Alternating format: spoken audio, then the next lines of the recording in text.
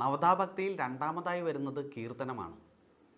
ഈശ്വരീയമായ കാര്യങ്ങൾ കേൾക്കുന്നതാണ് ശ്രവണം എന്ന് പറഞ്ഞതുപോലെ തന്നെ ഈശ്വരീയമായ കാര്യങ്ങൾ കീർത്തിക്കുന്നതാണ് കീർത്തനം എന്ന് പറയുന്നത്. ഇതിൽ നാമജപവും സ്തോത്രജപവും ഭജനയും ഈശ്വര ചരിതങ്ങളുടെ പാരായണവും എല്ലാം വരും. കലിയുഗത്തിൽ കലിബാധ ഏൽക്കാതിരിക്കുന്നതിന് ഏറ്റവും ശക്തമായ മാർഗം നാമജപമാണെന്ന് പറഞ്ഞ് നമ്മളെല്ലാവരും കേട്ടിട്ടില്ലേ? ഈ പ്രപഞ്ചത്തെ മുഴുവൻ സൃഷ്ടിച്ച് അല്ലെങ്കിൽ പ്രപഞ്ചമായി മാറിയിരിക്കുന്ന ഈശ്വരൻ നമ്മൾ ഓരോരുത്തരിലുമുണ്ട്. കാരണം നമ്മളെല്ലാവരും ഈ പ്രപഞ്ചത്തിൻ്റെ ഭാഗമാണ്. എന്നാൽ നമുക്ക് ഏകാഗ്രത ഇല്ലാത്തത് കൊണ്ട് ആ ഈശ്വരനെ അറിയാൻ സാധിക്കുന്നില്ല. ഈ ആവർത്തിച്ചുള്ള ശ്രവണവും കീർത്തനവും നമുക്ക് ഏകാഗ്രത ഉണ്ടാക്കിത്തരും.